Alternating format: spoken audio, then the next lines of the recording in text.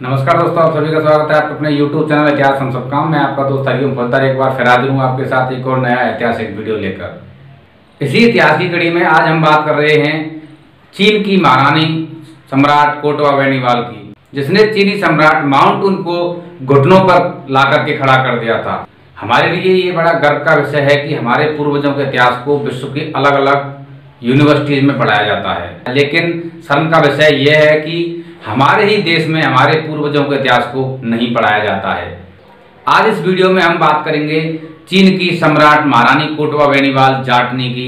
तो आइए दोस्तों शुरू करते हैं। जब चीनी सम्राट माउंटून ने समस्त चीन को जीत लिया तथा चीन के एक छोटे से साम्राज्य में राज करने वाले बैन अर्थात बेनीवाल जाटों के नाम एक चिट्ठी लिखी कि मैंने समस्त चीन को जीत लिया है, आप यानी जाटों को भी मैंने नष्ट कर दिया है और आसपास के 26 राज्य मेरे हाथ में हैं। अगर तुम नहीं चाहते कि हम महादीवार को पार करें तो जाटों को महादीवार के पास हरगिज नहीं आना चाहिए। साथ ही मेरे दूत को नज़रबंद ना करें, तुरंत मेरे पास लौटा देना चाहिए। माउंटून के पत्र का चीनी सम्राट पर असर नहीं हुआ। उसकी जाट महारानी कोटवा बेनीवाल ने उसे सलाह दी कि यदि आज उसकी शर्तों को मान लिया जाएगा तो वह भविष्य में और शर्तें रखेगा तथा हमें बार बार तंग करेगा।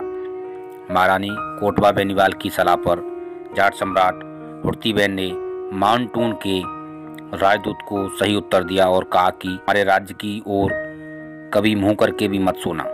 यदि तुमने ऐसा किया तो तुम्हें और तुम्हारे महाराजा को सदा के लिए जाट मौत की नींद सुला देंगे। जब माउंटून का दूत उसके पास पहुंचा तो उसने सारा हाल बताया तथा चीनी सम्राट महारानी कोटवा बेनीवाल जाटनी की सुंदरता का भी वर्णन किया।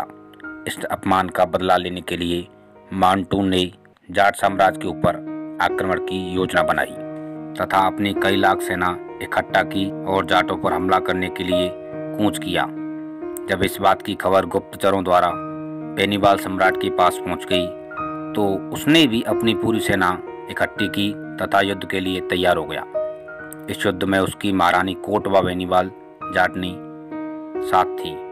वह अगली पंक्ति में अपने पति के साथ कंधे से कंधा मिलाकर लड़ी तथा माउंटून की सेना मारने के बाद तथा रानी के साथ को देखकर भाग खड़ी हुई।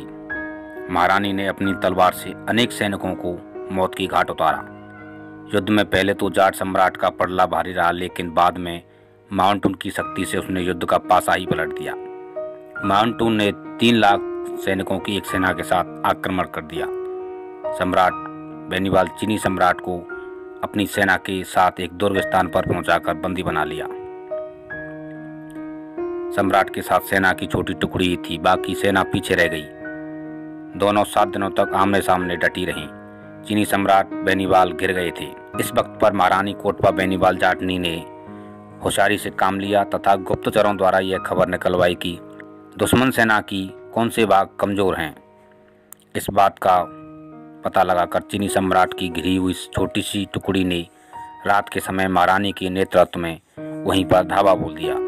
इस लड़ाई में महारानी अपनी तलवार की वार से अनेक दुश्मनों को मार गिराया। वह अपने पति सम्राट बैन तथा चीनी सेना को वहां से निकालने में कामयाब हुई। उसकी दिलेरी व साहस और जुझारूपन देखते ही बनता था। महारानी जिस तरफ से युद्ध जीती वहीं से दुश्मन सेना के परखच्चे उड़ गए। महारानी की शौर्य गाथा वर्षों तक चीनी सड़कों पर गाई जाती रही है। युद्ध समाप्त हो गया। दोनों राज्य बाद में शांतिपूर्वक रहने लगे। 2 वर्षों के बाद किसी बीमारी के कारण जाट सम्राट की मृत्यु हो गई। उस समय महारानी का लड़का केवल 8 वर्ष का था। उस समय चीन की गद्दी पर महारानी कोटवा बेनीवाल बैठी हुई थी, जिससे मौके का फायदा उठाकर दोबारा माउंटून के मस्तिष्क में महारानी का सुंदर चेहरा घूमने लगा। वह चाहता था कि महारानी उससे शादी करें तथा अपने राज्य उसे सौंप दें। तब माउंटून ने अपने विशेष दूत को पत्र लिखकर महारानी के साम्राज्य में भेजा। उन्होंने महारानी की सुंदरता की खूब व्याख्या की। इन्हीं बातों से प्रेरित होकर अपने दूत के हाथ पत्र लिखकर भेजा, जिसमें लिखा हुआ था कि हे महारानी, आप अपना हाथ मुझे दे दो।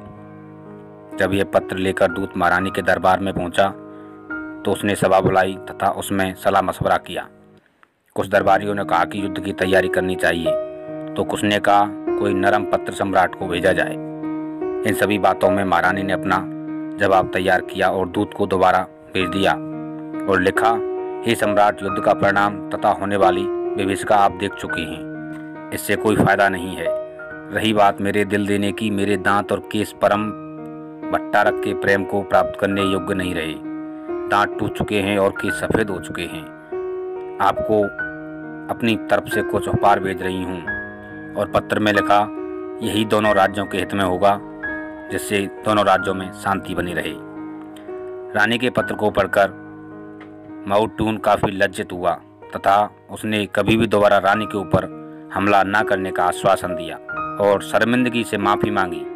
महारानी कोटवा बेनीवाल ने 187 ईसा पूर्व से 175 ईसा पूर्व तक राज्य किया। ऐसी थी महान जाट महारानी कोटवा बेनीवाल। चीनी लेखक सोंग, जिसने चक्रवर्ती चीनी सम्राटों की यादगार में पुस्तकें लिखी, सिंगापुर यूनिवर्सिटी और बीजिंग यूनिवर्सिटी तथा कैम्ब्रिज यूनिवर्सिटी इंग्लैंड की सभी यूनिवर्सिटीज में ये इतिहास की पुस्तकें आज भी पढ़ाई जाती हैं, जो हमारे लिए गर्व का विषय है। चीन की राजधानी बीजिंग से आज भी 35 किलोमीटर आगे रानी कोटवा बेनीवाल जाटनी का किला साक्षात रूप में खड़ा हुआ है।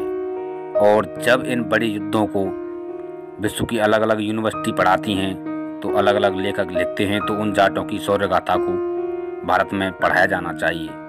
ये आज हमारे लिए गर्व का विषय है कि हमारे पूर्वजों का इतिहास विदेशों की यूनिवर्सिटीज में पढ़ाया जाता है।